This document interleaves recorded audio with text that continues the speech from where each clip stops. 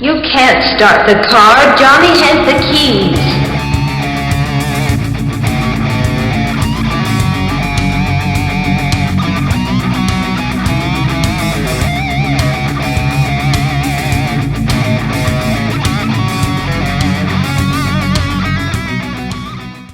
Hello, and welcome out there in podcast and YouTube land. You have landed on Johnny Has the Keys, a podcast and YouTube channel that we do weekly, talking about horror, science fiction, films, television, literature sometimes, the key influences on that particular piece of genre and the influences that it then gave to other genre pieces.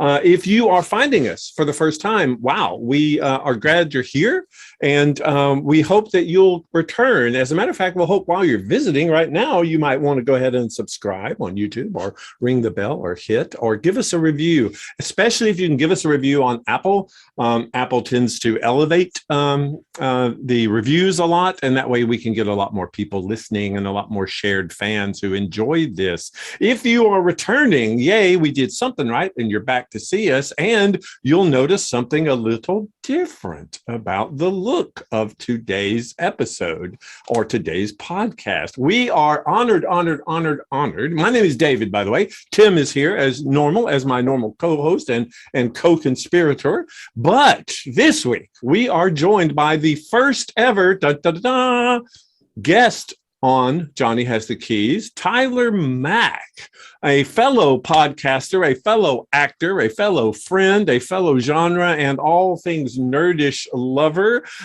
He is known as the, he resides in the Fortress of Nerditude. He is nerdalicious all over the place, and we are so happy to have him. Tyler, welcome to Johnny Has the Keys. Thank you for having me.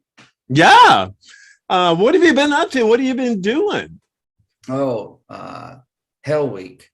Hell Week. A show.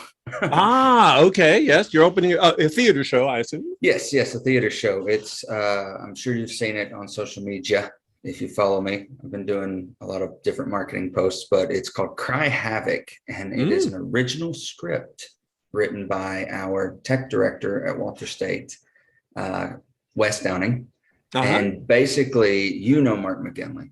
Yes, I did. You remember Mark. It was a concept that they were working on when they were still in school together.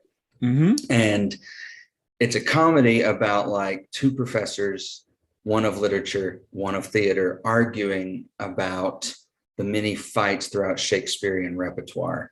And one professor, my character, is trying to make the point that paying attention to the combat sequences and making them bigger than the actual show, as some directors tend to do. They take the words "they fight" and they expound on it in a ridiculous manner.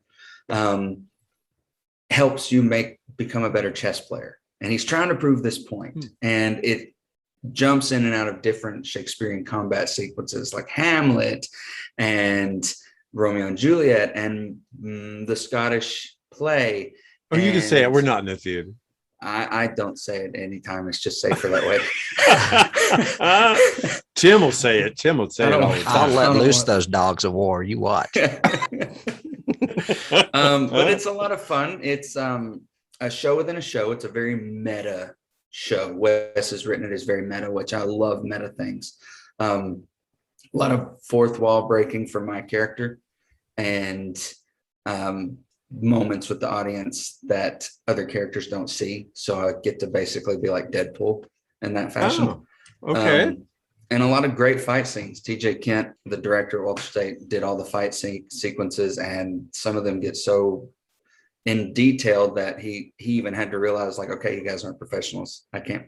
Some of these moves I can't ask you to do because this is your first time holding a sword. Right. I was like, well, fun fact. When we did Camelot all those years ago, hundreds of years ago, when I was at Walter State, Jerry Malloy just gave us a sword and said, "Here, I'm not going to teach you fighting. Have fun." I was like, "So you're already doing more than that." Wow, Jerry Malloy. How long have we known him? Yep. Well, I throw in some Malloyisms. I pull for my theater teacher. I pull an ism from our Mr. Horton here. that I've seen him do before. I pull from a Joe Powell, a Jerry Malloy, and some other teachers and directors that I've had. I kind of pull some isms to create this character. Well, it sounds interesting. I mean, I've already got tickets. I'm looking forward to seeing the show. It's interesting because Tim and we've done Shakespeare before.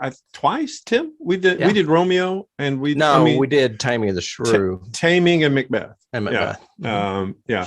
And so, familiar with the Shakespeare, familiar with the fights, and familiar with the uniqueness of it. And it always sounded murdered on stage.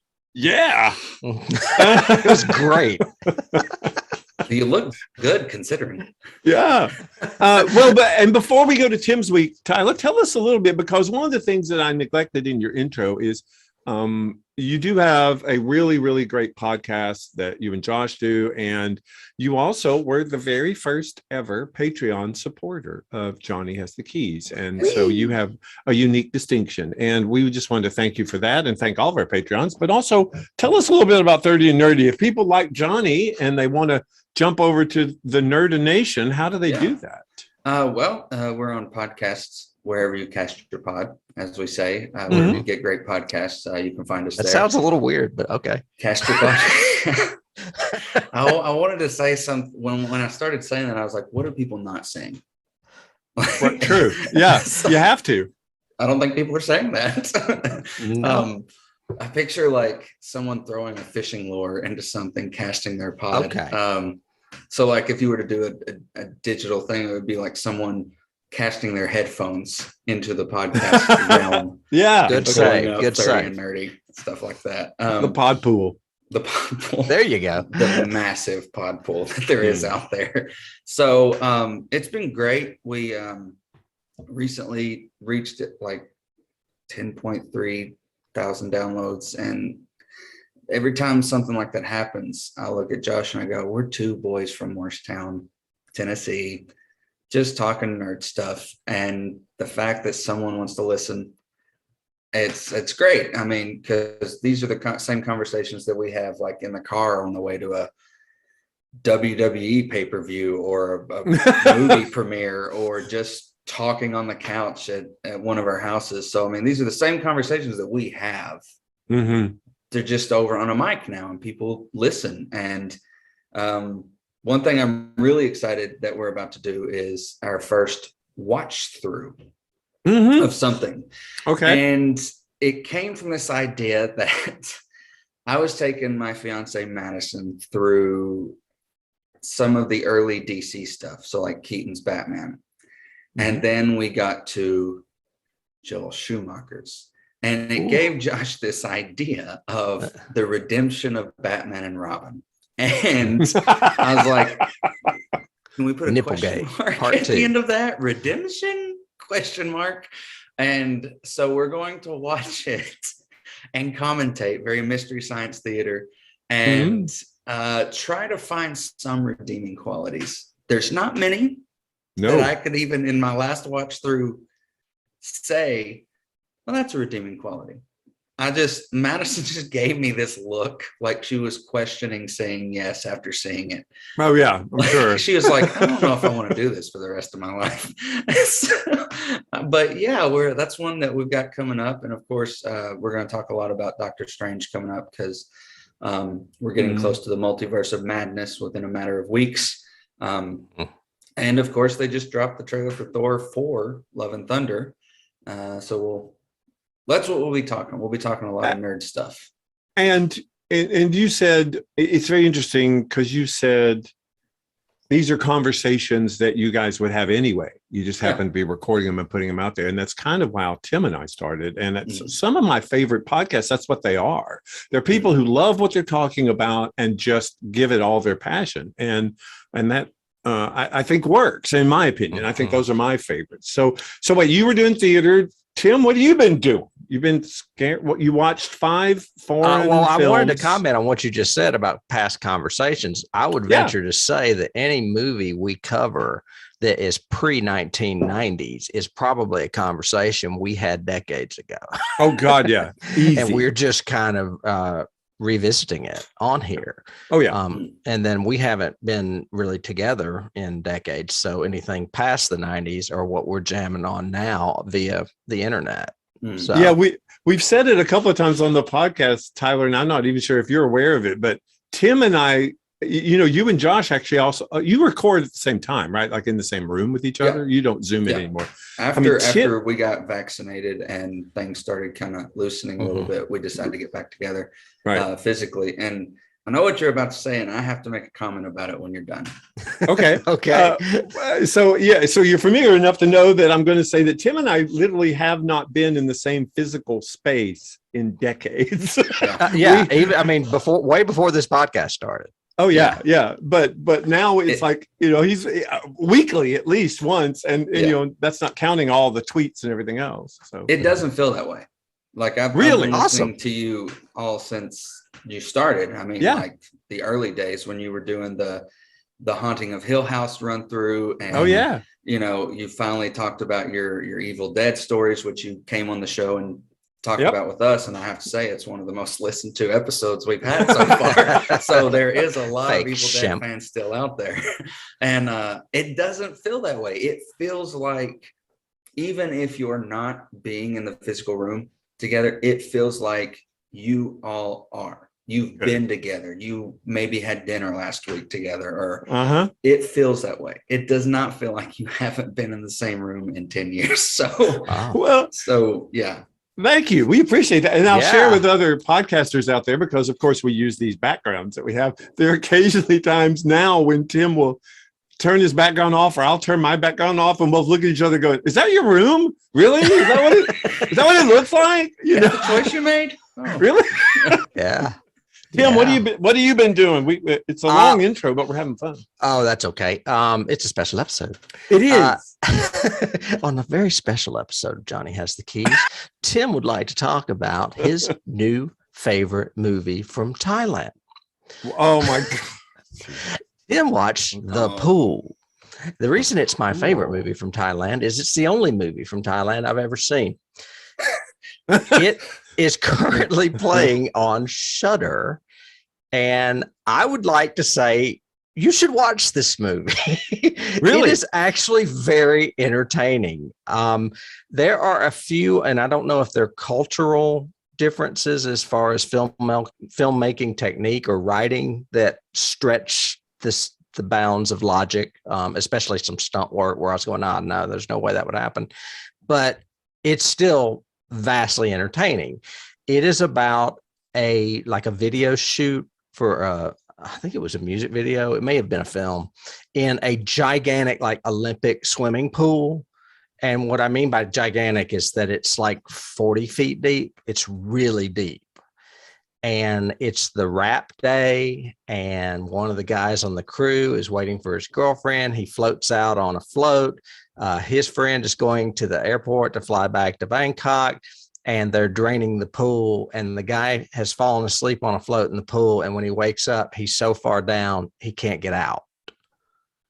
And amidst this, there is his dog is up on the decking, I guess you'd say, tied and waiting for his master to take him home. And there is somewhere like a radio broadcast that a crocodile has escaped from a local zoo. And before the water is completely gone, that crocodile falls into the pool. And the next thing you know, they are both trapped. It's an old abandoned pool. It was only used for for the movie. And it's a battle of wits between this guy and a crocodile in an empty pool. Okay. And the fun ensues. So I will leave it at that. I was shocked. I thought this was going to be another Korean horror movie. You know how I watch so many of those. And when I found out it was from Thailand, I was like, wow, I didn't even know they were making films there. But that's great. So. Well, and it kind of, when I first saw the poster you've got there behind you, it kind of reminded me of like The Host.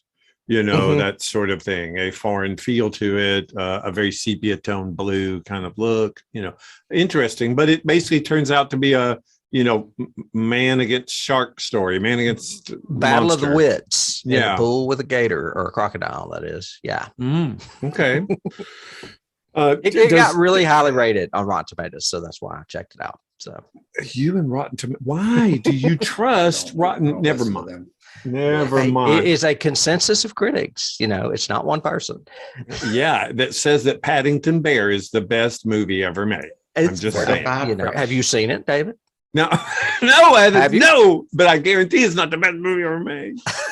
What have you been doing? I did a little smorgasbord sort of thing. So I'm also preparing for a show and doing that. So that eats up a lot of my time, as you know. But I did manage to catch a couple of episodes of Discovery because I've still got to catch up with my hatred.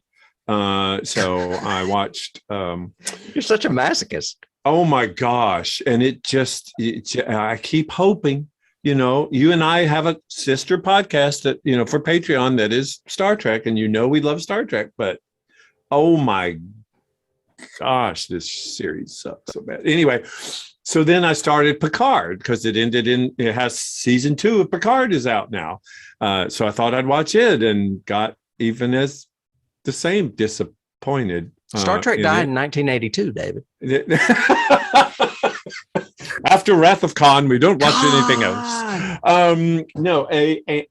But then I went back and looked at Battlestar Galactica, the reboot, I guess would be the best way to say it. The one that Brandon Braga did and everything. And it kind of reaffirmed my kind of the antithesis of my cynicism, because I tend to be very cynical and don't reboot anything, don't remake it. Jesus Christ, you're doing Batman again, God, or whatever. But yeah, Battlestar Galactica is a great example of how you can reinvent a property and do it in a way that still pays homage to the original without denigrating it and propels it forward in a different way, which I've heard is what the new Batman is like too. So I haven't seen it yet, but I'm curious to see if it does that. You can. It's on HBO Max now. It is on HBO. You can just go see it but movies, theater, big screen for those kind of things. Yeah. But anyway, so I was getting back to some sci-fi for a bit and trying to, had 2 disappointments and then one. Yeah, there is possibility out there somewhere. I think the new Ghostbusters does that successfully. Could be. I haven't seen it yet either, but I need it. It's on my list. Jason definitely did really well with that. Yeah. Well, I have a great segue because earlier, Tyler, you mentioned Wes Downing is the writer of this piece you're doing. And you also said your entire script is very meta. So those 2 things are great transitions to what we're talking about today, right, Mr. Smith? I mean, considering. Well, if you haven't gather round. If you haven't guessed by the backdrops that Tyler and I both have up, we are doing a very special broadcast of a very special film that was released in 1996 by a very special director, Mr. Wes Craven himself, the original Scream. Scream. I guess I will go ahead and do a really quick synopsis before we dive into this little booger. This film opens in medias res very well, I must say, with a young woman named Casey who is at home alone cooking popcorn. She gets an unknown call from somebody that's kind of flirty. He reveals that her boyfriend, Steve, is on the patio and will be murdered if she doesn't answer a series of questions about horror movies correctly. Well, he basically throws a trick question at her about Friday the 13th, and it's lights out for Steve. Next thing you know, Casey is chased about by a man in a very hard to run in, I would think, costume and mask. And she is basically gutted and mutilated and left hanging in a tree for her parents to discover. We cut to the present where Sidney Prescott is the lead. She is played by Neve Campbell, and she is struggling with the first anniversary of her mother's rape and murder. There's a news reporter named Gail Weathers who she dislikes because she spread rumors about her mother's murder and conspiracy theories. She makes an appearance, so she's introduced early on. And then later that evening, while Sidney is waiting for her friend Tatum to come over, she gets a call from the same taunter of Casey. She's attacked as well, but soon her friend Billy Loomis, or her boyfriend Billy Loomis, arrives. But when he drops his cell phone, suddenly Sidney suspects that maybe it was him that was the killer. So he ends up being arrested. And isn't that when, I think that's where he gets arrested. Mm-hmm. Sorry. The next day, though, he is released, and the suspicion shift to Sidney's father, who had gone out of town on a business trip but is now missing. School is suspended in wake of these murders, and the principal, played by the Fonz himself, is actually killed while the school is empty. Stu, the friend, there's a whole bunch of friends in here. We got Stu and Tatum and Sidney and Billy and some others, Randy. Stu decides he's going to throw a party to celebrate the closing of the school. Gail Weathers attends uninvited with Tatum's brother as his girlfriend, kind of, and he is Deputy Dewey, played by David Arquette in all Barney Fife glory. Yeah. So there's this big party, and the rest of this movie is basically at this big party that happens. At one point, Tatum goes out in the garage. She finds the killer out there. He ends up killing her by trapping her in a doggy door in a garage and hitting the button and I guess breaking her neck as it rises. Death by garage door. Mm-hmm. Yes. Once news is out that the murder of the principal has happened, a lot of the students at the party go, woohoo, and they take off, leaving just a few folks there, including Sidney, Billy, Randy, Stu, and Gail's cameraman, Kenny. Billy decides, well, I guess Sidney decides that since Billy had not been guilty, she decides she's going to have sex with him. So she does. And right after they have sex, they are confronted by the killer. Sidney escapes, but the killer fatally slashes Billy's throat. Gail spectacularly crashes her van at some point in this. And Randy and Stu show up and accuse each other of being the killer. Am I losing anyone yet? No, we're with you. Okay. I'm right there. Bloodbath happening everywhere. Right. Sidney decides she's not going to take any chances. She goes to the house without them and locks the door and finds Billy fatally wounded. She gives Billy, mistakenly, the gun, and Billy lets Randy in and shoots him, revealing himself to be the killer. Then Stu comes out of the shadows with a little talk box that sounds like the voice from the phone and reveals that he indeed is also the killer. We have a double murderer. They confront her in the kitchen, tell her about their plans and how they're going to, that they were the ones that framed Cotton Weary with the most pilgrim sounding name I've ever heard in my life, for the murder of her mother. And this time they're going to frame her father for the murder. They have this really sadistic and strange way of trying to make themselves look innocent by stabbing each other and hurting each other. Billy goes a little too far with Stu, who feels like he may be dying. At one point, Sidney escapes with her father. I think so. What it is Gail came to the door and they escape. They escape, and she ends up putting the costume on and starts playing the game with them, which I find a little unbelievable, but very, very cathartic. I enjoy that part of the film a lot. Anyway, things go bad for Stu, when Sidney knocks him to the floor and basically throws a television set on his head. So he is most likely dead. Billy comes back in the picture, but so does Gail. Gail shoots him. Randy, we find out, is alive. Randy, Gail, and Sidney look at Billy's dead body. Randy explains this is when the killer always comes back. He rises and they shoot Billy in the forehead.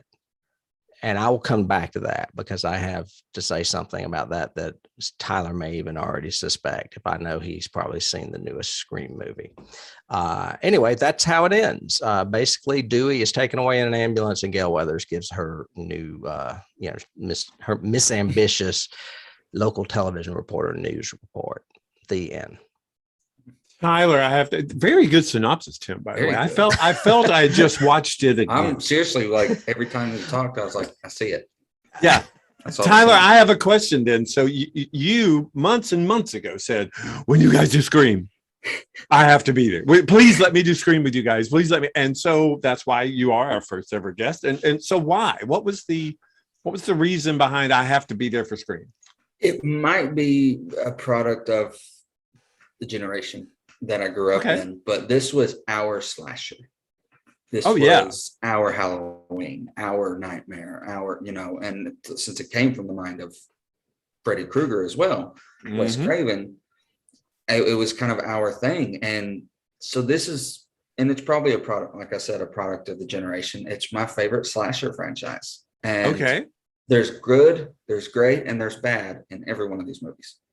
I think every movie has good, great, and bad, and everything, except for Paddington, of course. Oh yeah, yes, which is all bad. Well, and unless it's Rotten Tomatoes, and it's all good, obviously.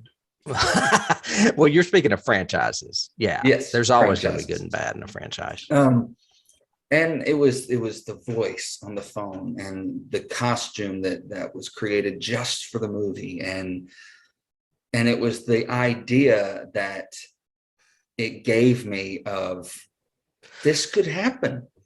I went to high school with people that I really think saw this movie and went, I could do that. There are people that I could kill. I mean, like people that I tried to stay on their good list for that reason. Are you saying you're that person? I'm lost here. No. I went to school with people who I think would watch this movie and go, I could definitely kill some of my fellow students.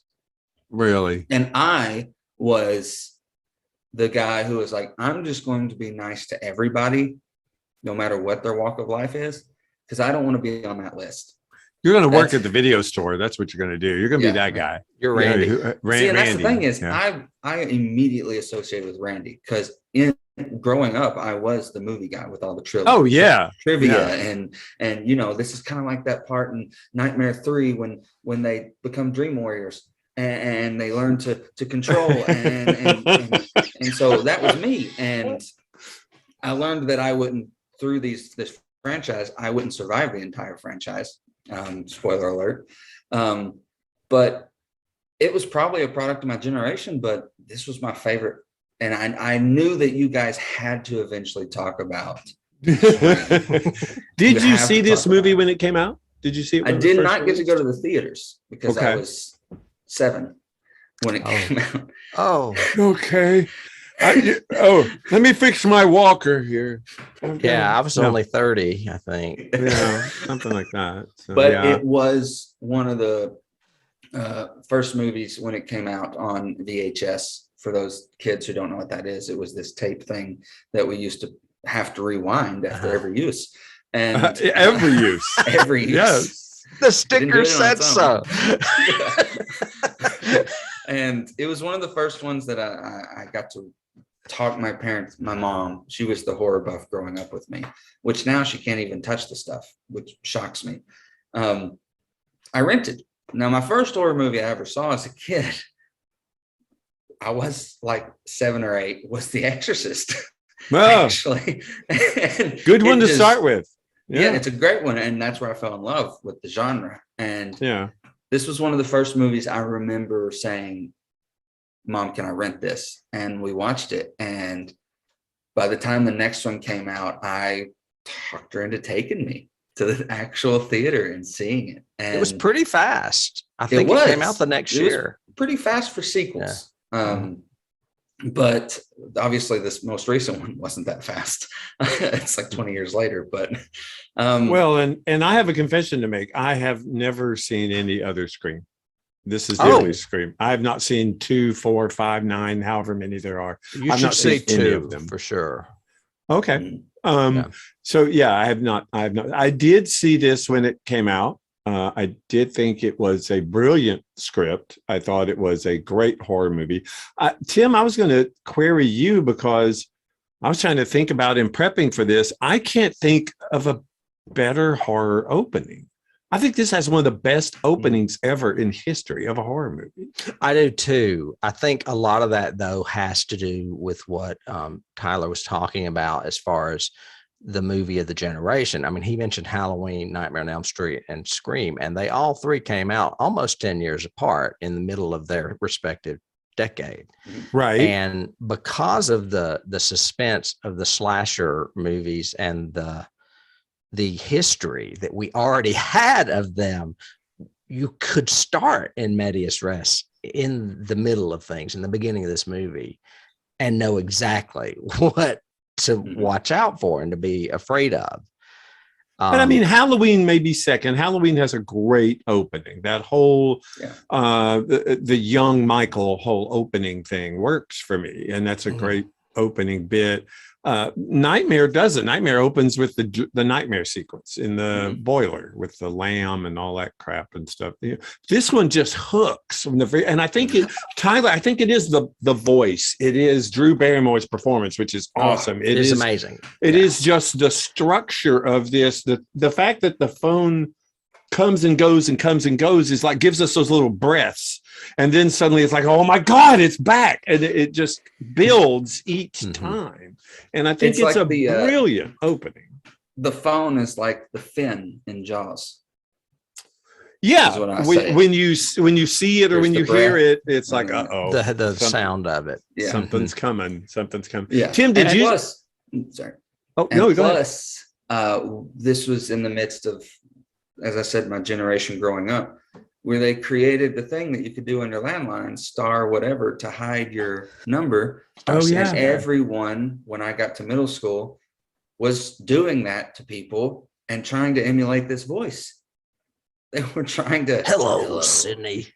Surprise, and so that really drove. I was like, this is grasping my generation, and it's scaring the shit out of me when it happens to me, because I just know that he's out there behind the pole watching every move I make.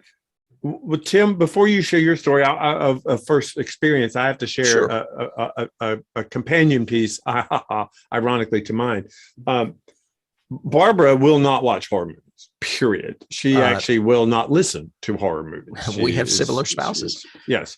The reason is this movie. She actually went to see this movie with one of her best friends at the time when it came out. They were in Morristown. They were at a small theater. They actually stayed afterwards because she said that movie freaked her out so bad. Then they realized that only the two of them are in the theater. And so they start to leave, and they're still talking about the movie. And it's at the very end of a multiplex, all the way down this dark hall. I mean, this hallway and everything else. And she's talking about, I just don't believe that. I just don't think friends would do that and kill their friends. And her friend, Eric, pulled out a knife that he had and said, you mean like this? And opened it up, and all the lights went out. And they had a power failure, and he was just doing it as a joke, but it traumatized her for the rest of her life, that she was in the end of this corridor, nobody else around, and her best friend just pulled a knife on her, and it went black. So she always shares that story and says, I will never watch a horror movie again. No. I think it's how often do power failures happen in movie theaters? Because you and I were in one in Aliens in 1986. And I was going to say, that does not happen that often. No. So it was a very unique experience for her, but I wanted to share it because when I was watching this again, I was remembering her just saying, why would friends do? I don't think friends would really kill each other like that. You mean like this? Click. He should have done the voice. Yeah. You mean like this, Sidney?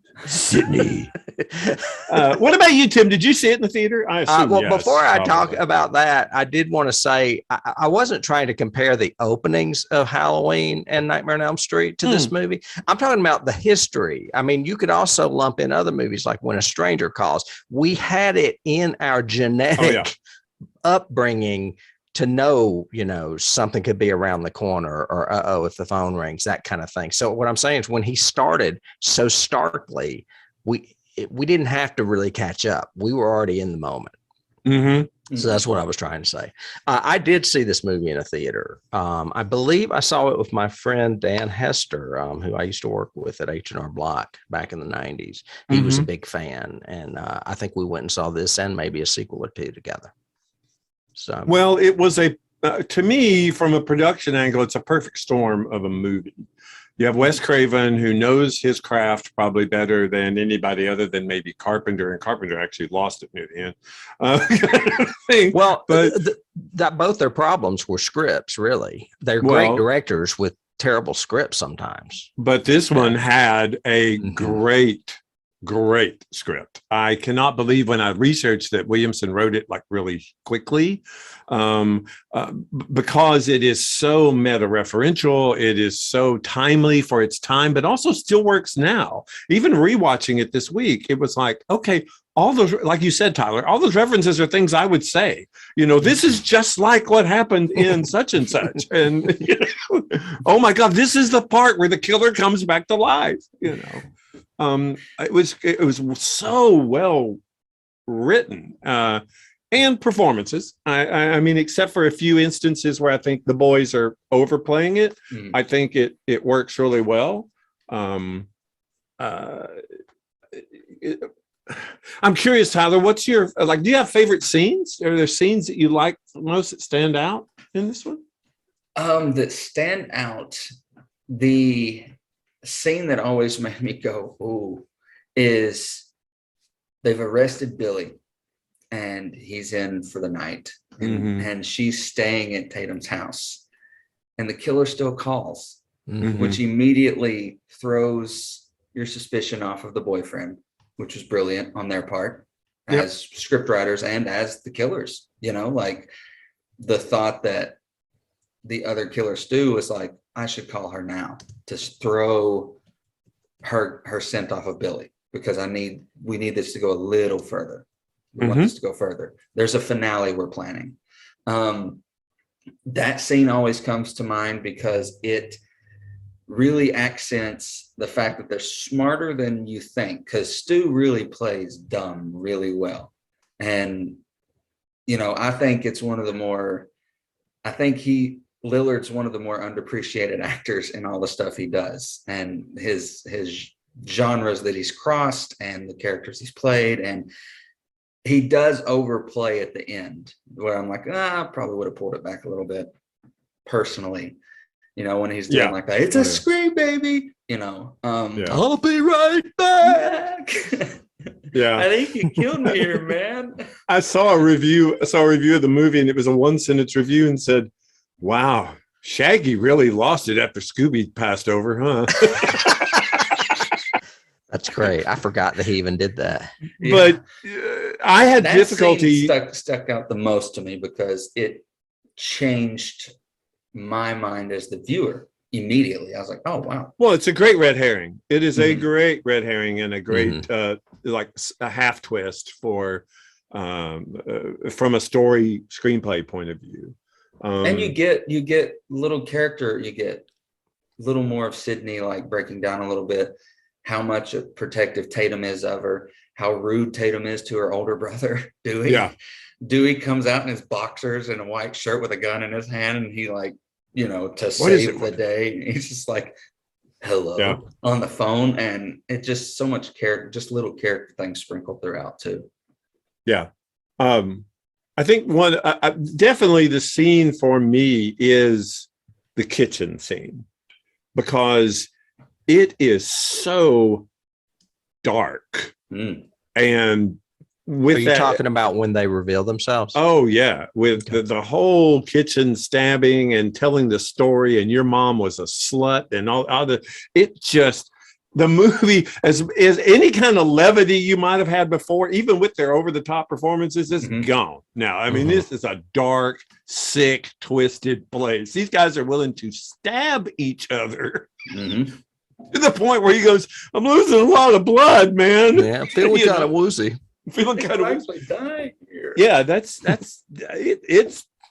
dark. It's a dark scene, and I don't would say remember. The other one is the video store when Randy is talking to Stu about. That's a good scene. You mean you like that scene? I think it adds that whole who Randy is, and a lot of my scenes include Randy because I immediately identified as Randy. But any scenes that sprinkle in a little more character stuff in any movie is what I'm always a fan of, because I guess growing up from theater. We are too. Yeah, we are definitely too. It's all about the characters in the story, much more so than how it's shot, where it's shot, what effects you have, what action sequence you just threw in, JJ, just for no damn reason. But yeah, I'm so into, and I think it says a lot about this cast. I mean, Neve Campbell was a great catch for this movie. I think she's really strong in this movie, and I think Rose McGowan is great. The boys, like I said, are a little bit overplayed, but even Henry Winkler isn't bad, except for the big "I'm your principal and I'm a douche" scene. He's actually pretty good in the rest of it. And the Fonz thing. The Fonz thing. I'll put this mask on. Yeah, no. Yeah. But Tim, what about you? Favorite scenes? I definitely the first scene. I think the opening of this movie is one of the strongest things about it, and it is obviously because of Drew Barrymore. She's just phenomenal in it. And he had originally, and I'll get to this in casting, intended for her to play the lead, and she's the one that suggested she be the first girl because she wanted to turn it into a psycho thing. So that was, you can basically, Wes Craven's dead, so we can't ask him, but she takes credit for that. Well, it's such a great, she plays it so well with this kind of pseudo flirty, kind of sexy, kind of neat. I don't have a boyfriend, which is so standard of that. Even now it would be like through text or Twitter or TikTok or whatever, but then suddenly turning the terror on and making it believable enough. Plus the fact that, hey, this movie has some great blood. The blood in this movie, definitely not Italian horror blood. This is good blood. And everything about that scene, it's so expertly crafted and edited by, I'm assuming, Craven. He obviously filmed it. I'm not sure if he edited it, but like when she mentions Halloween, she's like pulling that knife out of the knife fly. It's like everything is perfectly timed. It took them 5 days to film that scene. That's all Drew Barrymore was there. Wow. Okay. And it is like blocked out like a play. Everything is on point. So that would be my favorite scene. The scene, and that's an actual location, right? That's a real house. They didn't build a house. That's a real house. I didn't look that up, but I'm assuming. No, I think in my research, I'll have to look at my notes, but I think in my research, both the houses they actually found in Northern Carolina and wrote the shot structure around the house. The thing for the guy was in the first scene, it had to have more glass than you would ever have in any house. So, openings and unless glass. You watch Ozark. Yeah. I don't watch Ozark. So. That's a house of windows. Yeah. Okay. You were saying that was one thing that Wes wanted was as much practicality as possible. Yeah. Even down to like the closet door and the door that don't meet. So you make that a gag and so yeah. What else, Tim, you were saying? There's several scenes that one in particular. The one I relate to the most, even though I am Randy too and would know all that stuff and what not to do. I am totally Tatum, man. My ass would be going through that doggy door. I can guarantee it.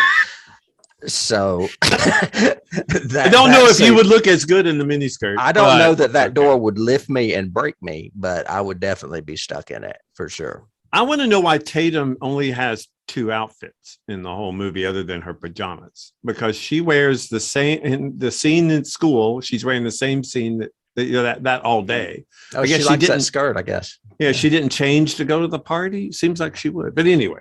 That was probably a Rose thing of it might have been a Rose thing. She's like, I don't want a lot of changes. Okay, I wonder what I'm wearing. Could have been the costume department going, she doesn't need many costumes. Nah, she really doesn't. Do you have a favorite scene, David, that we're not touching on?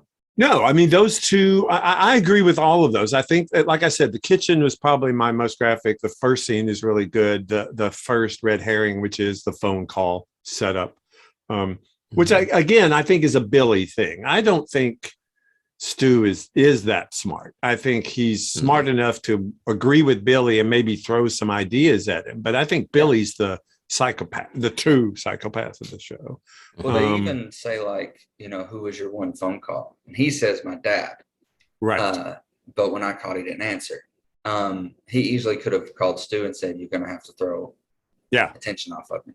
Which I think is the real thing. He really called Stu and said, hey, call her right now so I can get out, sort of thing. And I think that's another thing, I guess it's not a favorite scene, but I do like the crafting of this plot. I kept looking back at it this time saying, okay, what if I was Billy and Stu? What did I plan and what did I improvise? And a lot of times in horror movies, you find the mistakes really easy. The holes are there. And it's like, no, there's no freaking way. There's only a few of those in this. Like, the bathroom scene.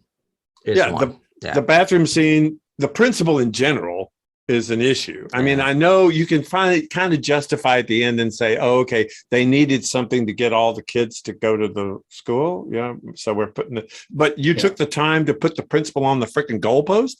One of you, and you some skinny boys. I don't know if you're going to be able to do that, but also the other one, like, Tatum and Neve, Tatum and what's her name? Prescott. Sidney. Sidney. Are at the house and you see the killer in the woods, yet he's supposed to be at the school, yet then he's going to the other house, so there's that, but I love some of the, like you said, the character bits he throws in. I love the fact that this is like, one of my keys is this is the Indiana Jones of serial killers, because he gets the crap kicked out of him all the time. He gets bottles in the head and nuts and doors banged in his face. So he falls a lot too. Yeah. I've been done after one bottle. I don't think this is for me. Again, that outfit would not be easy to move around. No. It's like wearing a blanket.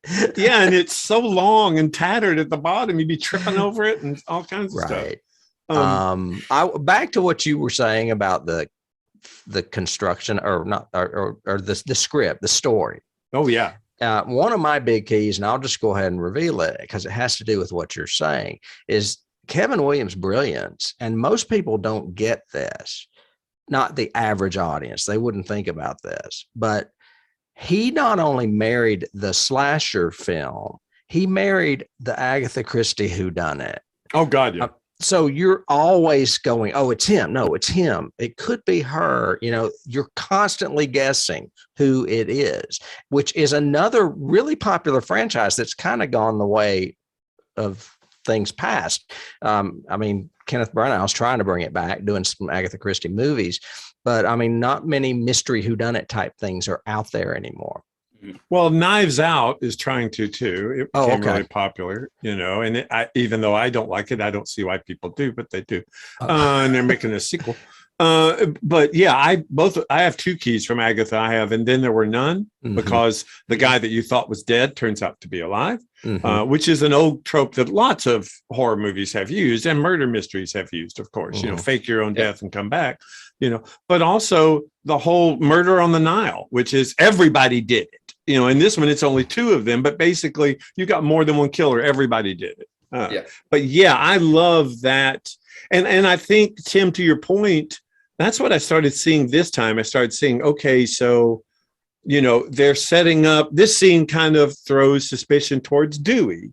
Okay, this scene kind of throws suspicion toward the principal even. Okay, this scene kind of throws suspicion toward this guy. And I agree with that. I think that's a clever screenwriting gag that they do. Right. So you've got things for people to latch onto other than the scares.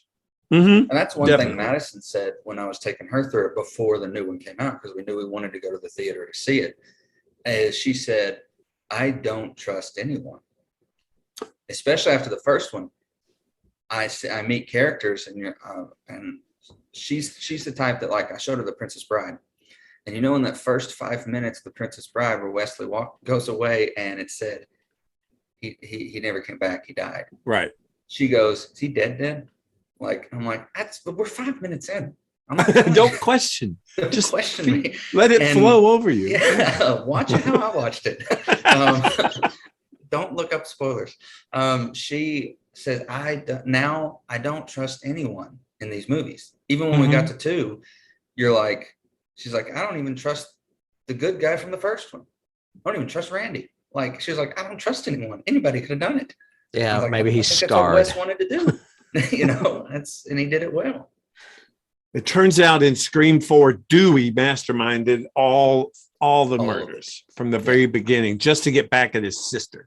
She's the one he wanted to kill first. I don't remember 3 or 4, but I do remember 2 because Cotton comes back into play. Liev Schreiber. That's a perfect go. Yeah. I haven't seen it yet, but that's where I would go with it. I would go with Gail, Cotton, try to get him out, yada, yada, all that. Funny that you should say that. Did you know that when this was a 5-page treatment, when this was a treatment that he was shopping around, he did a 5-page treatment of the sequel and tacked it on to the end of the script?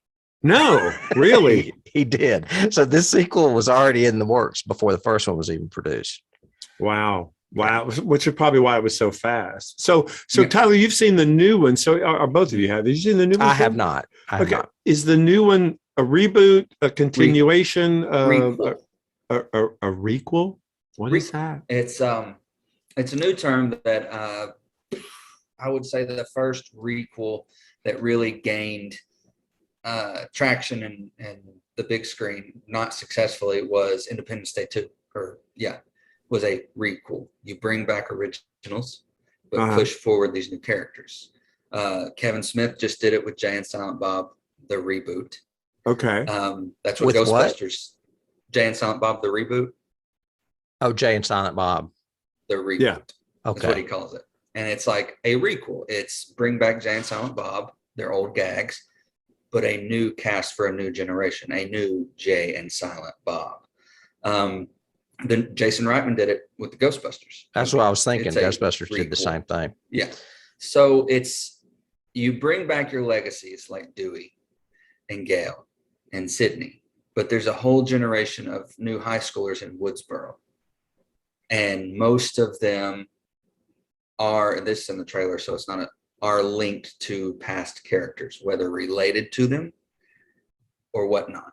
So it pushes forward the possibility of, which it's already, Scream 6 is happening. It comes out next year. And the reason they called this Scream, again, instead of Scream 5, is it is a requel. It's to push forward this new franchise, this new generation, but they used legacy characters to do it. Then why call the next one Scream 6? I don't know. I don't know. Well, it's interesting. I don't know why they called this one Scream if there's a sequel. I was like, well, Halloween did it too, didn't they? Yeah, they did. Well, and that's what I was just going to say. Halloween and Texas Chainsaw both have the same kind of thing. The new Texas Chainsaw has Leatherface and also has, what's her name? The girl from the original. The character. Yeah. Yeah, it's a bunch of young new kids who can carry on the or what the frick ever. Yes. And the new Halloweens, Tim's, you've seen the new Halloweens. They've got Jamie in them. I mean, they've got. I actually liked the first one. The second one was totally terrible. But most recent one was bad. Yeah. Yeah. It's money. Again, yeah, but the good thing about this was this didn't feel, in the production notes I was reading about and stuff like that, this doesn't feel like it was a money grab. This felt like you had some really, really dedicated people who wanted to do a good scary movie. Oh, I totally agree. And they weren't even thinking about the sequel until near the end of it when obviously Kevin Williamson was, but I don't think Wes was intentionally. No, Wes wasn't even going to do it. Wes was trying to distance himself from horror at the time. There were a couple of things that made him decide to. One was the script, and 2 was Drew Barrymore signing on, and 3 was some kid had taunted him at a convention and said, "Why don't you make scary movies anymore? Your movies aren't any good anymore. They're not like Nightmare on Elm Street." And I was serious. I've got this in my notes. And he decided he could go back and do it better. And he did. But like I said, it took a really good script. That's the problem. John Carpenter and Wes Craven are both excellent directors, but when they write their own stuff, it's not that great all the time. Mm-hmm. You know, look at Nightmare on Elm Street. That ending's terrible. Of course, I think that was more the studio. But, see, George Lucas is neither, but he's a great producer. He should be an executive producer, creator, not a writer or a director. Definitely not a writer. Definitely not a writer. No. Especially dialogue. Oh, Annie. I love you. I've got a little bit more of background stuff. Yeah. I mentioned the script, having the 5-page treatment of the sequel on it. This script, there was a huge bidding war for this. Do you remember this? I remember in my notes, it said that Williamson, actually, his agent pitched it out there and they thought they would have a few weeks to think about it or whatever. And by the next morning, it was a bidding war. It was what I have in my notes. It was in between Paramount Pictures, Universal, and Morgan Creek. The two final bidders were Oliver Stone and the Weinsteins. And we all know about Mr. Weinstein. But anyway, Paramount ended up snagging Miramax, and that's what sealed the deal because Paramount was already bidding for it. So Paramount's got it for the Weinsteins. Okay. So it was Wes attached from the very. Was Wes attached from the very beginning? I don't think so. Like I said, let me go down here to. I've got that he initially turned it down because he was developing a remake of The Haunting, which I wonder if it's the one that Jan de Bont went on to do a few years later. Okay. He signed on after Drew agreed to do it. So. Right. And I said, and a young boy accused him of going soft, that he had more guts making movies like Last House on the Left. Can you imagine a little kid coming up to him? Right, you're right. That's like when I did that to Stephen King. Yeah. Sounds like the TV movie sucked.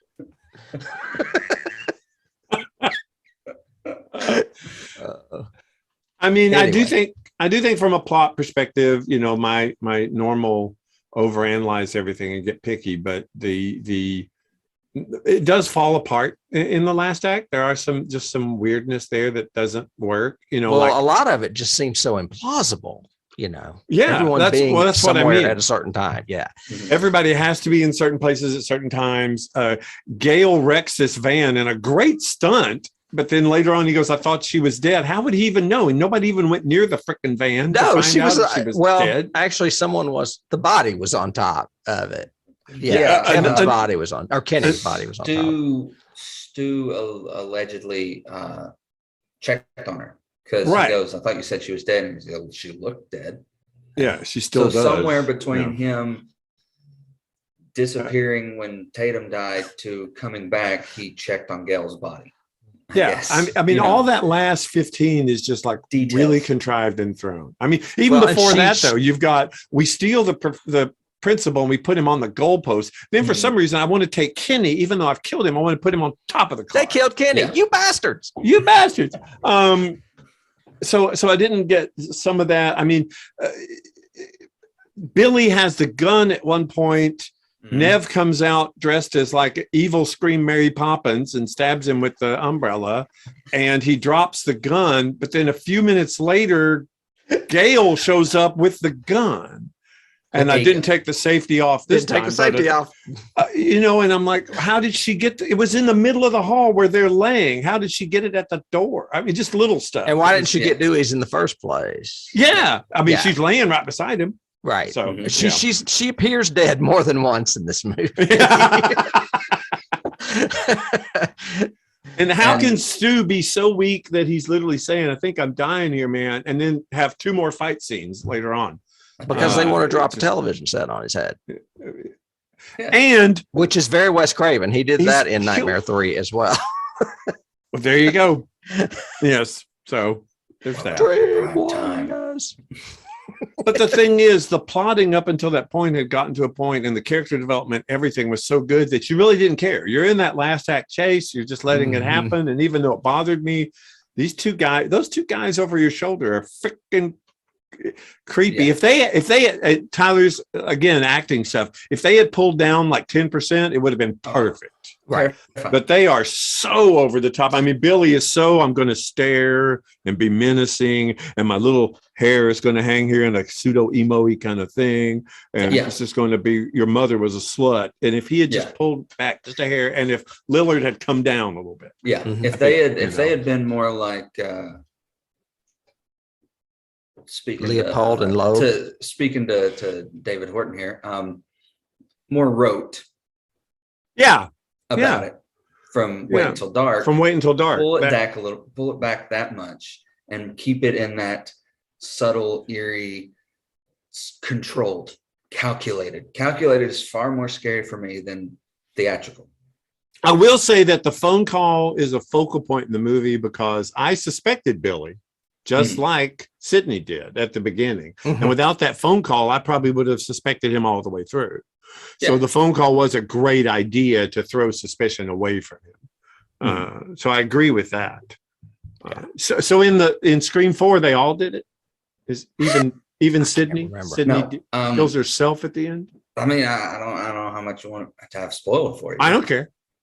So you mentioned Cotton Weary coming back for 2. He Right. actually comes back for 3.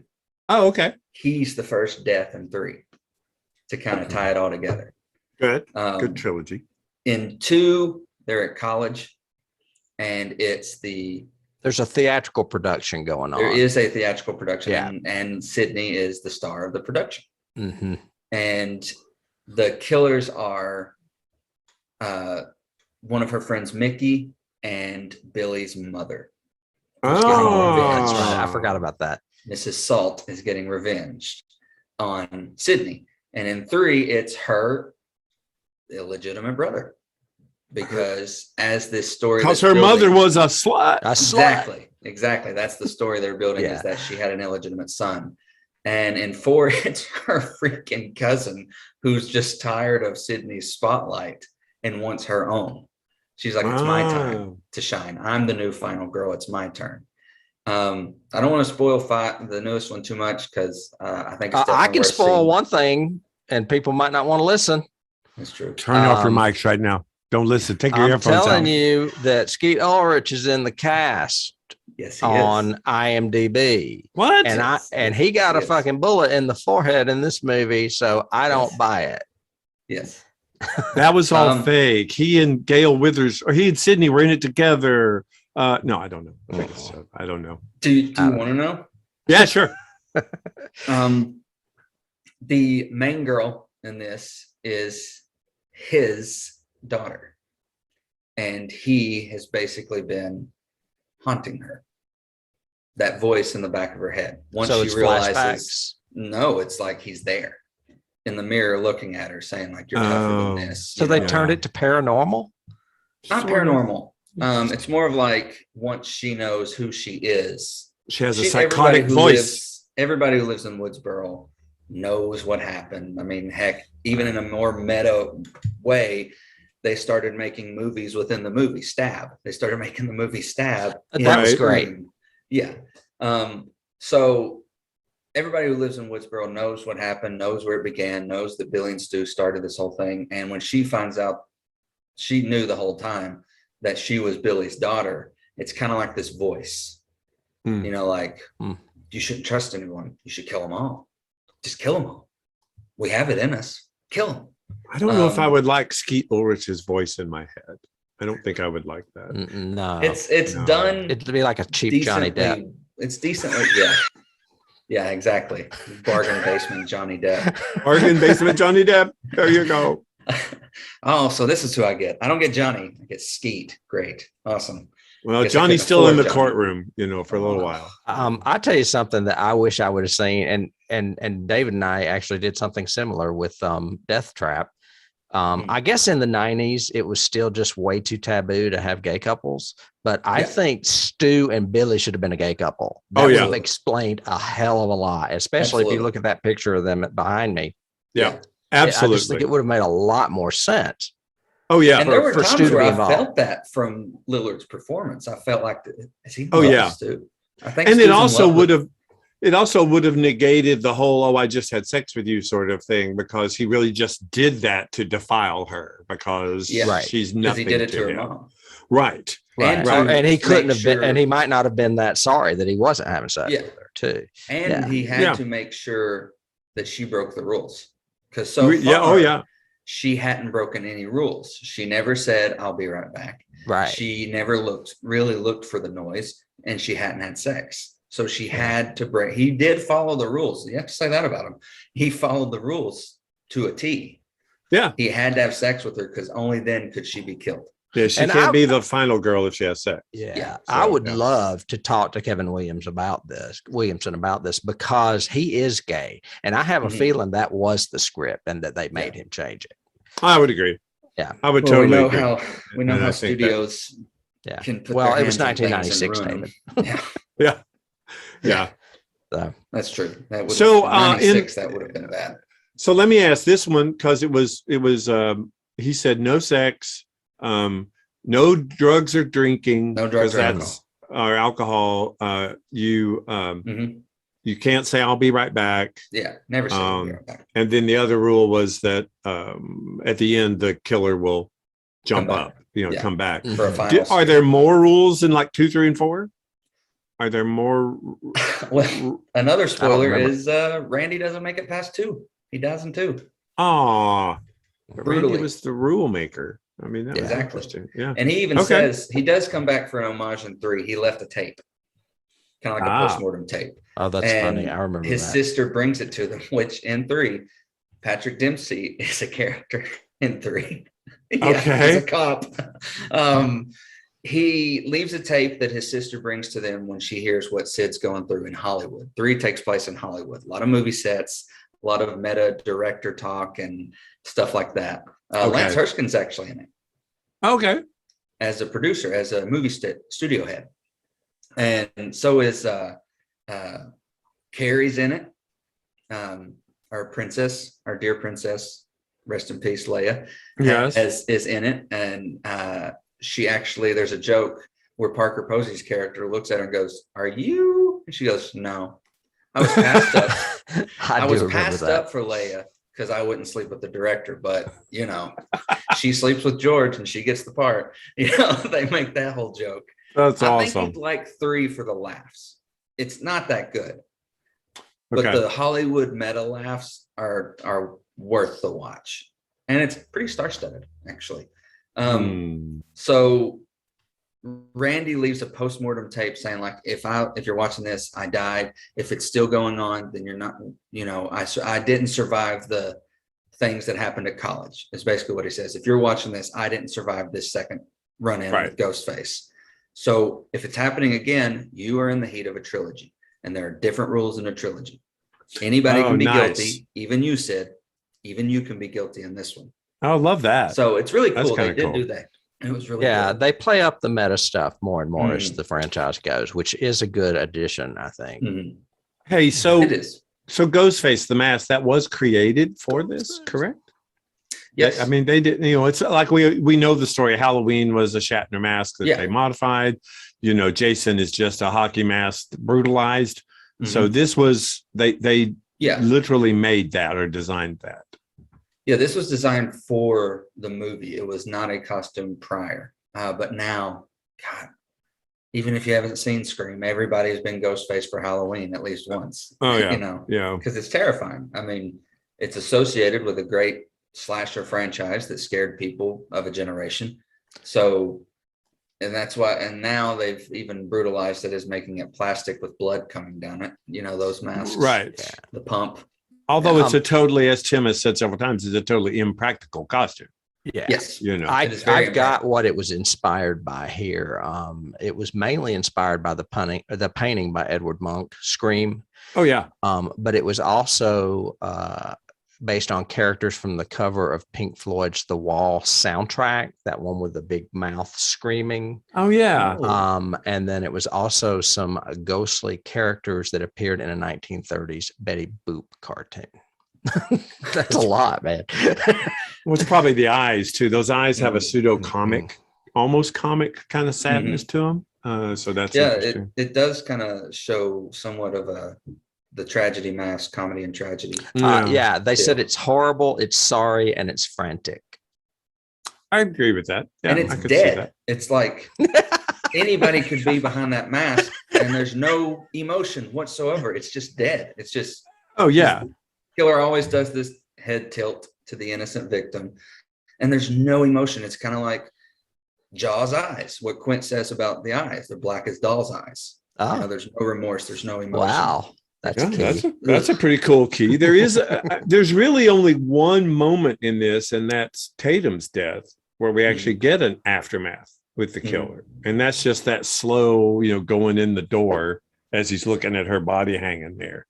Other than that, in this movie, like the Halloween one where Jason, that great moment where Michael's just standing there and he's looking at the guy he's just pinned to the wall and he's just doing the dog head thing. It's great, which is actually the scene they show in this movie.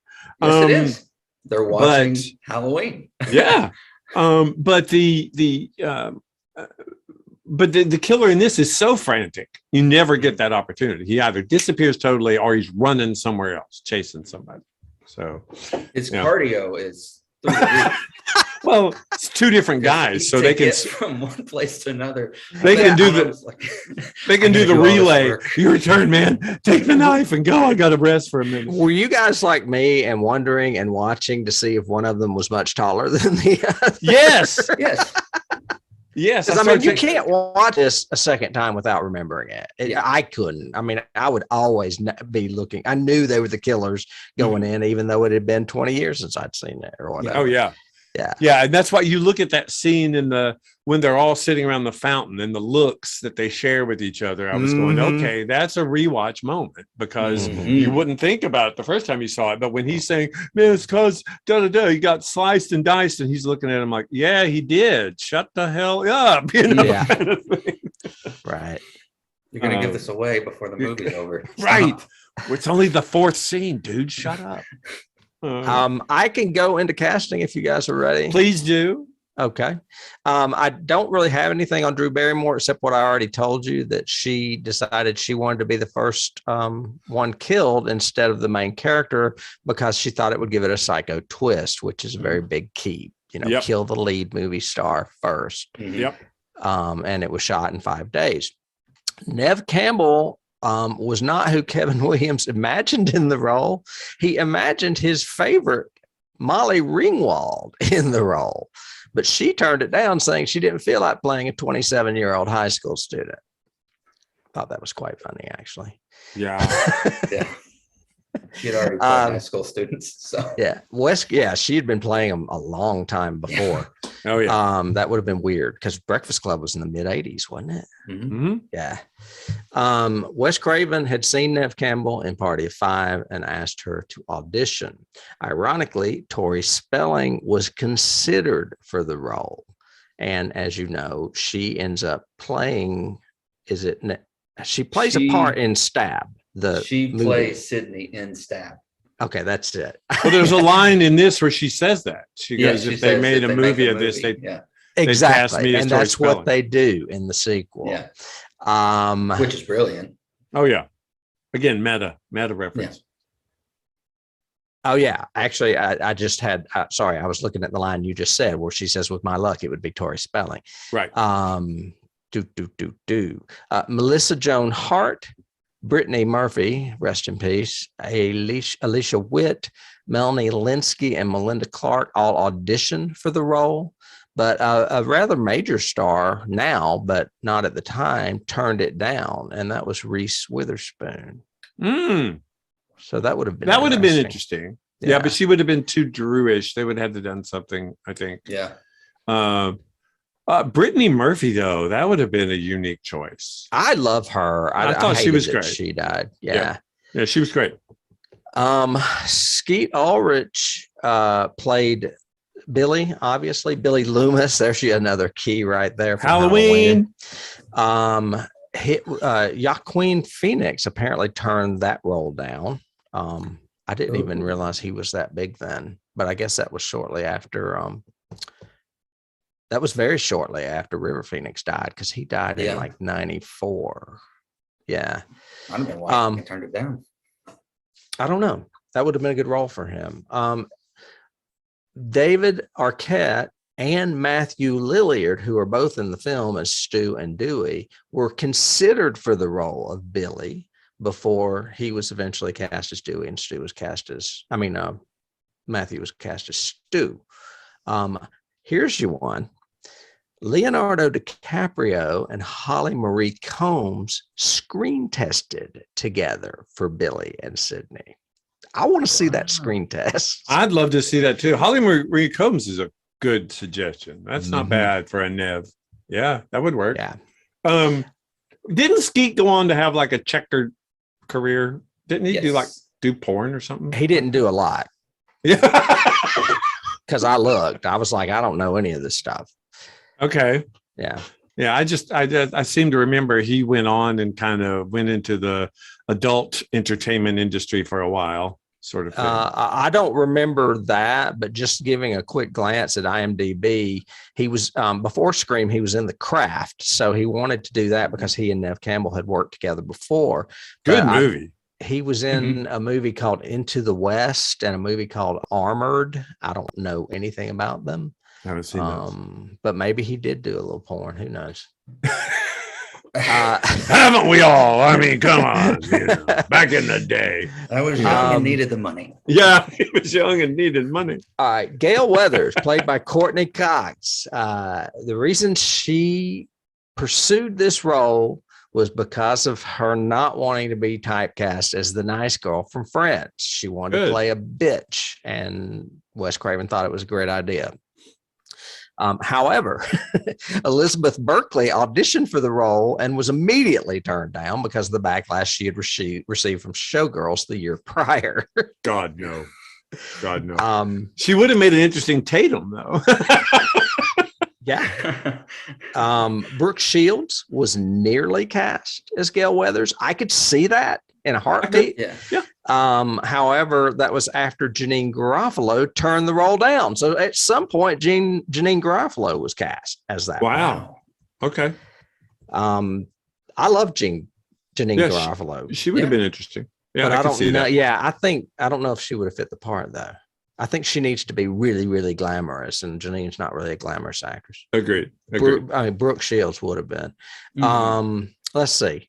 I have Kenny was W. Earl Brown. I don't know much about him except that he went on to be in Deadwood, which was a good series I liked on HBO. Rose McGowan recounts the filming of this movie as her favorite experience in Hollywood. Rebecca Gayheart auditioned for the role of Tatum, but she had scheduling conflicts with something called Somebody Is Waiting, which prevented her from landing the role. So she turned up in Scream 2 playing a sorority sister. Oh, okay. This cast is very incestuous, if you haven't guessed that already.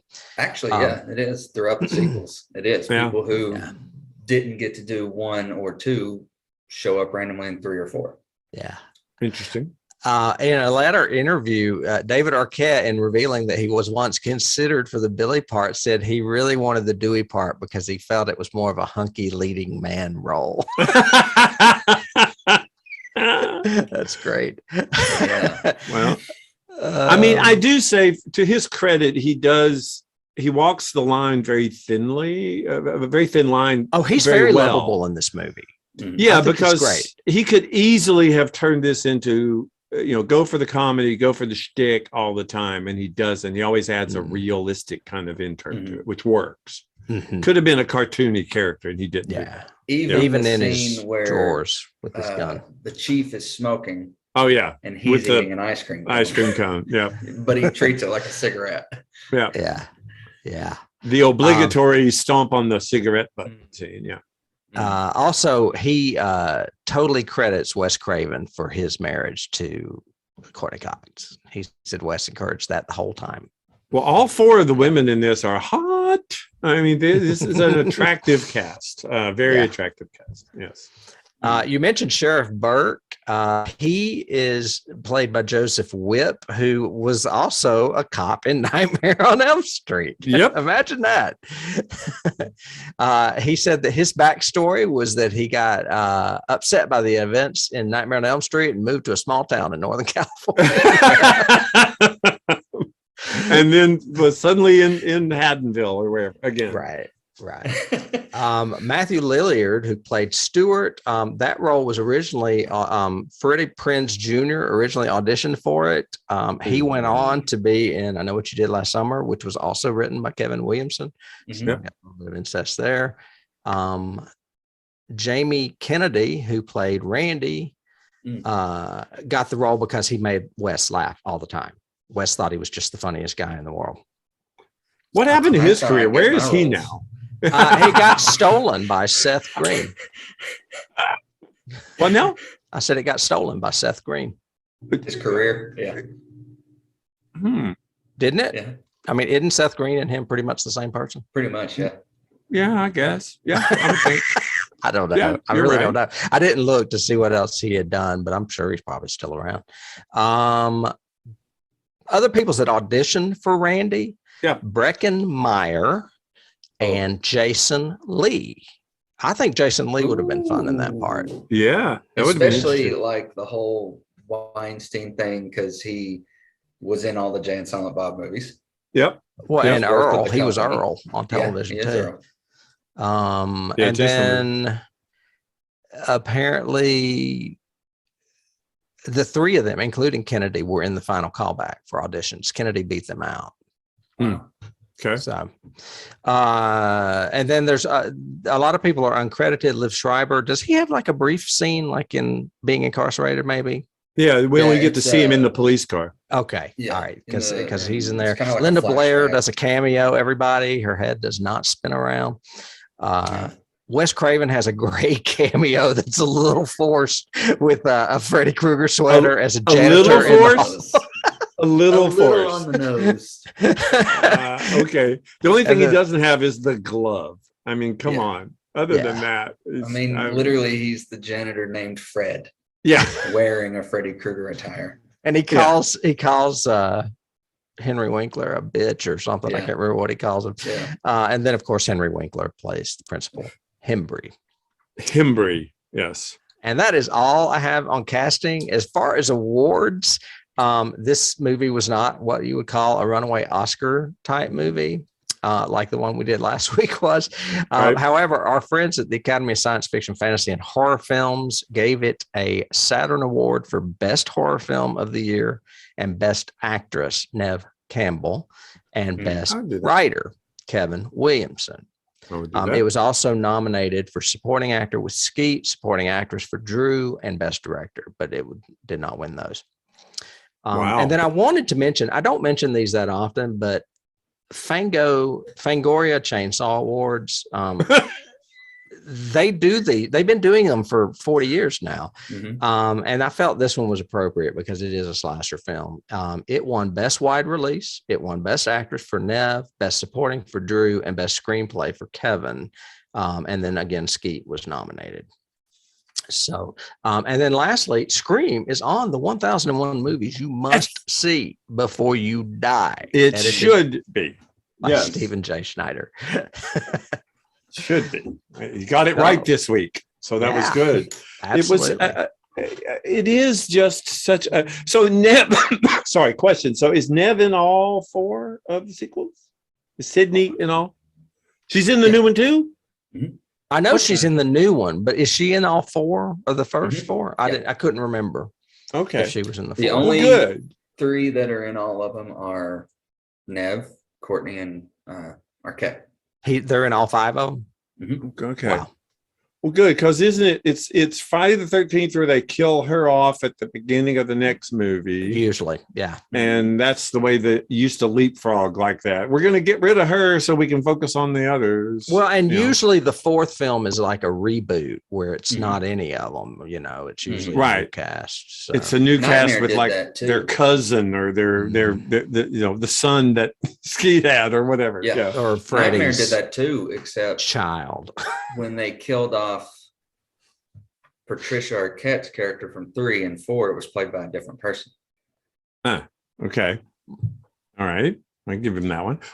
What about keys? We're into key territory. Yeah, we've mentioned some. Tyler, what about you? What keys you got? What are some influences? The call coming from inside the house is obviously a key. That is a trope that has never really gone away. I mean, like you said, there's tropes that people don't do much anymore, like the whodunit. Right. But there's always some movie that comes out, whether it's straight to Netflix or what used to be Redbox.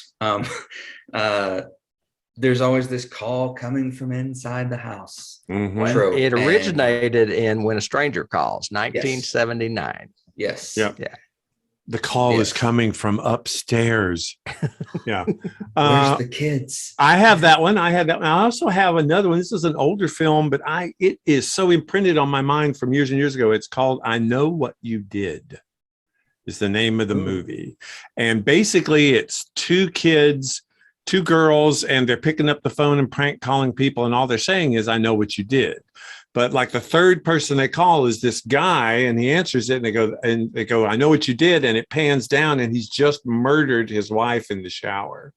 And so the rest of the movie is him tracking them down and pursuing them. And it was like a 50s film. It was like a pre-Alfred Hitchcock-y thing. This I Know What You Did is the name of it? Yep. All right, I'm putting that down. But yeah, so that was one I had. It was the same thing of the telephone being the prompt to make us all freak out and be scared. Tim, you had mentioned the monk painting, of course, is the Mask, Psycho, which I thought was a great reference to Let's Kill the Heroine First. Both the Agatha Christie's. What else do you have? Well, I mean, you can't not have a slasher film homage and not include Friday the 13th.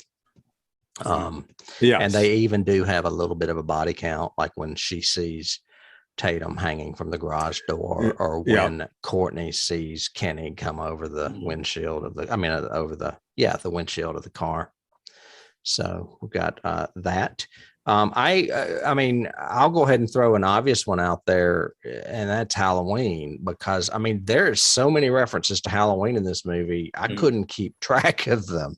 I mean, they even use the music as accentuating music for a suspenseful scene. It's when she falls down the stairs, and it's that dun dun dun dun. Well, and when she opens up the closet door, it goes dun dun dun. You know, I mean, it was. I've got it as my key is one of the biggest meta moments is using the actual score and effects from Halloween in the movie that you're watching now. Right. Augment it. Yes, definitely. Right. And Drew Casey's parents, the husband turns to his wife and says, go down to the McKenzies. And I'm like, oh my God, Tommy and Lindsay are there. Don't go to their house, please. Yeah. Well, I've got, so I think, there's a lot of Halloween references, Loomis, the music, the effects, actually using the movie in the movie. The knife that she pulls out at the beginning. Yeah. Right. I've got, of course, Blockbuster. There was an homage to Blockbuster without ever seeing Blockbuster. It was interesting that they didn't want product placement, since obviously Dunkin' Donuts did during the police station scene. But it was, it brought back memories for me, having managed one for years and years. It was very interesting, that Blockbuster. I've got one for you, Tyler, which was Supernatural. I don't think you would have Supernatural if Scary Movie had not been as meta as it was, because it led to those, except those two boys are the heroes as opposed to the two villains. Yeah. But it works very well in that backstory, I think. Yeah, absolutely. I've never seen that. And when you said meta Scary Movie, did you mean meta Scream? Because Scary Movie is also a key to this movie. Definitely. Scary Movie is a key, but no, Scream is definitely the key going to Supernatural. Okay. I've got Mary Poppins, just because she does kill him with an umbrella. Although, again, it's one of those weird things of why does she put the costume on? It makes no sense to put the costume on. I'm just dying to put a Mary Poppins link in the show notes. That's hilarious. I mean, you know that Mary every now and then wanted to kill both those little British kids. She was an evil bitch. Yes. Just get them. You want to go, Tyler? Yeah, go. The other one that I had was just Wes in general. Wes isms. I think they if I remember correctly, they say it'll be some Wes something movie. Wes Carpenter. Wes Carpenter. A Wes Carpenter movie. They combine their names, and so it's probably going to be some Wes Carpenter movie. The little keys from not just like When a Stranger Calls, but the stalker key that is, being stalked, being manipulated into doing the wrong thing. Which door am I at? Let's play a game. Lord, they made a bunch of torture porn movies and Saw about playing a game, and that's a good key. Yeah, it is. Yeah, it's one of the first that I remember of, aside from Freddy, quote unquote, toying with people. Yeah. This is one of the first I remember of just the killer having fun. That's what I think also adds kind of some fear. And little Tyler, who watched it, was, this guy's enjoying it, and who would enjoy this? Like, but I also kind of, as in, I mentioned it earlier, Jaws was in my last watch through with Madison with this movie. Jaws kept popping up like a key of Jaws, like the dead eyes, the phone acts like the fin, it goes away, it comes in. That voice before you even see the ghost face, that, the dash across the hallway, you don't fully see him, stuff like that. It felt more like Jaws this last rewatch I did. Well, you inspired me, because like Wesisms, like as soon as you said that, the first thing I saw was that near the end of Drew Barrymore, or Casey, whatever her name is, death. It's that very Wes Craven long shot with her running and him chasing, and all of a sudden it goes into slow motion for a few seconds and then speeds back up as he stabs her. That was a very Wes Craven moment, and the fact that Neve does have a little bit of Heather Langenkamp kind of look to her and feel to her in places. The way she stands up to the killer, and she gets forceful when she needs to get forceful. Well, I can elaborate on that. He even rips off his own shot of when Skeet Ulrich is in the window. Johnny Depp does the same thing with Heather Langenkamp, or Langenkamp, however you say it, in Nightmare on Elm Street. Yeah, very true.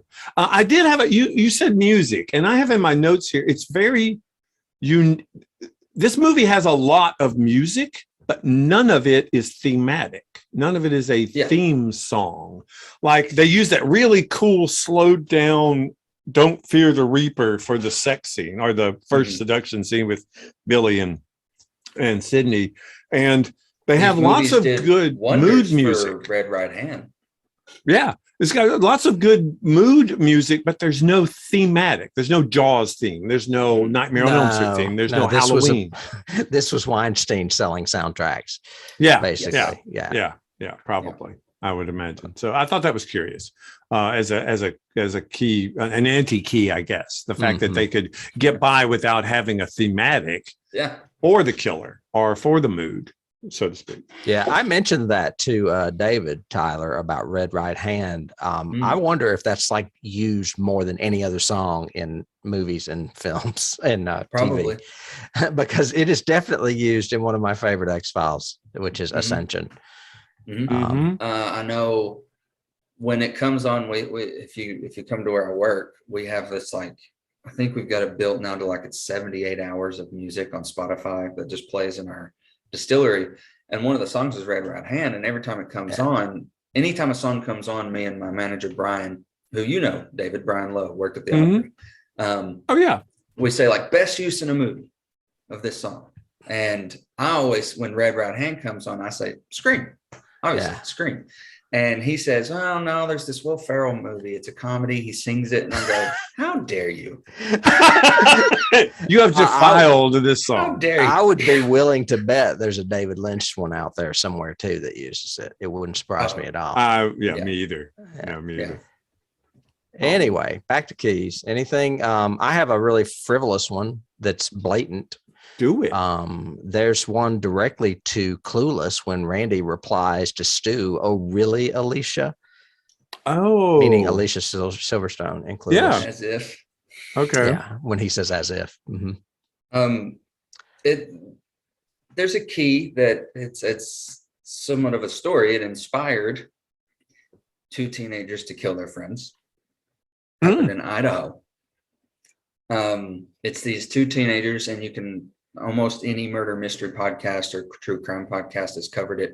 It's called The Scream Murders, and it takes place in Idaho. And these four kids were hanging out, and now you can find on YouTube the two killers' home Sony tapes of them planning this entire thing. No. And post, like, we just effing killed her. We just did it. We stabbed her 32 times or whatever, and like, I killed her. Takes place in Idaho, and these four are hanging out. This 16-year-old girl is house sitting for her family, and her boyfriend's over watching a movie, and they invite the other two friends to come over, and the other two friends say this movie's lame, we're going to go to the movies, and they leave. But what the teenagers inside don't know is they went around and left the door unlocked downstairs for future use. And to scare them, cut the power for a little bit and turned it back on. Then they quote unquote left to go to the movies. Well, she's so freaked out, the boyfriend asks his mom, can she stay with us? She's freaked out. She's here on this big house out in the middle of nowhere, all alone. And the mom says, no, she can't. And so he ends up having to go home, and pretty much kind of like the opening scene, this ensues, and they brutalized this poor 16-year-old girl, very much like Stu and Billy did. And you can look it up. It's Murders Based Off Scream, and it takes place in Idaho. And it's terrifying, like the entire process of like them planning and the videos they film of each other, like, we just did it. Oh my God, I can't believe we just killed her. Did they use that as their defense? Oh, the movie. I didn't watch the court cases. I didn't watch. Did they say her mother's a big slut?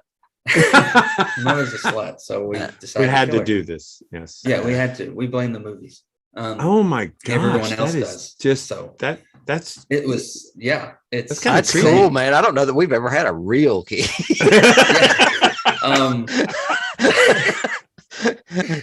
Only cinematic about it. Listening to this podcast called Reverie True Crime, right? And the host tells the entire story of it, and like you can.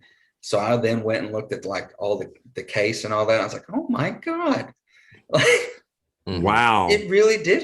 These two teenagers who were obviously messed up, and these were friends. There's videos from their camera of all of them hanging out at their locker, talking, out on dates and stuff like that. And I'm like, how can you kill this poor girl? Like, you were hurt. They were friends. They were as close as I would say me and Josh are.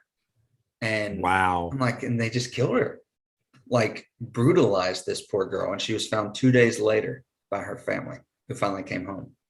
Wow. That's her boyfriend should have checked on her the next day. What's up with him? I'd suspect him. He's in the sequel. And the mom, how do you think the mom feels not letting her come over? Well, if she had let him come over, they would have had the sex. Yeah. It would have been bad. So, and then she would have been. You can't let these kids control you. Yeah, that's true. You really can't. These kids these days. I actually have another key. Wow. Okay. And this one's a little bit better to go out on. I don't know. That one kind of scarred me. Scarred me for life. We talked about Drew Barrymore's performance in the opening of this movie, yes. And it is like a textbook copy of Shelley Duvall's hysterics in The Shining. She is so good at convincingly being frightened. And I found out how they did it. Okay. Do you know this? I do not. Drew Barrymore is a big animal lover. And Wes taunted her with newspaper stories of animals being tortured. One in particular where an animal was set on fire. And whenever he wanted her to cry, he would take his lighter out and flick it. And he said she would instantly go into it. Oh my gosh. I love directors who manipulate. It's so fun. No, but it's interesting because I did have in my notes that when they were in pre-production and everything else, she said, I really need to hear the voice to do this. And he said no, but then hired the actor, put him in the house, in the room. In fact, she never met him ever. And so he really was doing the voice, and that was what she was hearing, was his actual voice on the phone. That's how she could react to it. Like, cool. Especially the one where she picks it up and he goes, "Don't you hang up on me, you bitch," and all that. And so I'll get you like a fish. I don't think I have his name, but he did all 5 films. That actor, that voice actor. Oh, the voice, the ghost face voice. The ghost face. The phone voice. Yeah. Okay. That's all I have for keys. I do have a little bit of trivia if you want before we close. Sure. The use of caller ID increased more than threefold after the release of this film. Like Tyler said, until they came up with the star thing, you could star hide 6-7 or something like that. Yeah. If you want a meta key, Henry Winkler's Fonz jacket is hanging in the closet that he opens in the school. Oh, well, there you go. That's kind of sad. Do you think he brought it to the set to show people? Yeah. You want to touch it? You want to touch it? $5. You can touch it. I need work. I need work, please. And then lastly, I found this very funny. I'm going to read this verbatim because I think it's funny. And I don't know if y'all saw the credits, but if you did, you'll know what I'm talking about. The high school scenes were to be shot at Santa Rosa High School in California. However, very close to the shooting date, the school board read the script and denied the film to be shot there due to the violent nature, as they had been under the impression the film was a comedy. The production was moved to Healdsburg, California. As payback, director Wes Craven put in the end credits under the special thanks section, "No thanks whatsoever to the Santa Rosa City School District Governing Board." Perfect. Yeah. I love that. That's awesome. And they're probably like, we could have been Woodsboro High. Wow. We could have gone down in history, but now no. Right. We could have gotten extra funds for our football team. 5 films now. Yeah. There's one trivia that I always tell people when we talk about Scream is there's that last all that house stuff at the end. It's like that's 42 minutes of the whole movie is all at that house. And like sunrise to sunset, I have it written down here. I should have it memorized by now, but I want to get it right. So the party scene near the end of the film runs 42 minutes long. It was shot over the course of 21 days from the time the sun set to the time it rose. Nice. After it wrapped, the crew had shirts made that read, "I survived scene 118. Which was probably the entire scene. Yes. Yes. Yes. That's interesting. I did read, you just reminded me, I remember in my notes that the reason they could get that house was the owners of the house had actually died in the house. Cool. They had passed away, and the estate let them use that entire house for the month that they were, prepping and doing everything else. Oh my God. It just gets better. So yeah, this whole episode gets darker and darker. It's so like two people died before they filmed it, and a girl died because of 2 murderers after it. Look at it's got its own little poltergeist story following it. Exorcist, poltergeist kind of. Yeah. Well, I don't know if y'all are watching, but Shudder has a series right now called Cursed Films, and the 2nd season just debuted. And the first one I watched last night was on The Exorcist.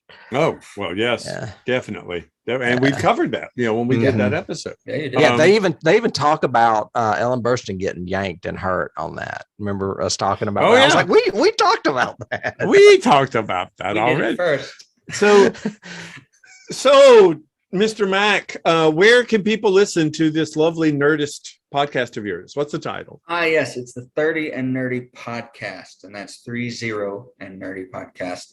And you can find it anywhere you listen to podcasts. We are on social media. You can go to our website, 30nerdypodcast.com, and you find our directory, all the nonprofits that we support, friends of the show, and where you can find our Patreon to support us and all that fun stuff. So best way to find us is 30nerdypodcast.com.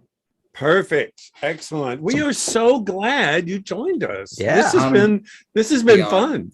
Excited. I have been listening to you all since, I know we go way back. Yeah. But when you said me and Tim, an old friend of mine, are thinking of starting a podcast, I went, well, I'm going to listen because Well, we are honored you do, and honored that all of you guys out there in listening and watching land listen to us. And we hope you enjoyed today's episode. If you did, please subscribe, please click, please do all those good things. Give us a review, even if it's a 3 little word, hey, I liked it, or whatever. We would love to have your support on that. If you want to support us more, we do have Patreon over on the website. We have some other podcasts that we do. One of those is on the X-Files, and one of those is on classic Star Trek. So if you want to become a Patreon member, you can, for a cup of coffee a day, you could hear these great a month, whatever. How much you always correct me on that, Tim. But maybe if they want to give a cup of coffee a day, we're fine with that. That would be nice too. As little as a cup of coffee a day. Yes. And definitely check out 30 and Nerdy. It's an awesome podcast for all you nerdists out there. And Tyler, thank you. Tim, thank you. Thank you all. Can't wait to next week, and we'll hopefully we're winding down. This is number 38. We've got 2 more for the season. 2 more episodes in this season. Yeah.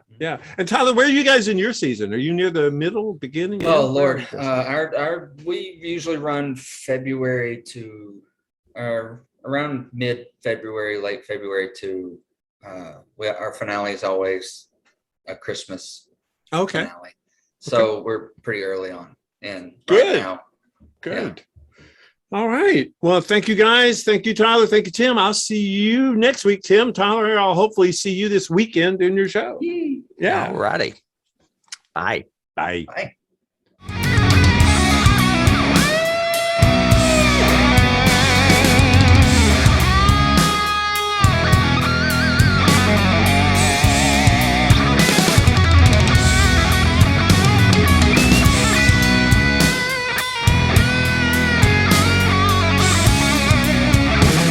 You can't start the car. Johnny has the keys.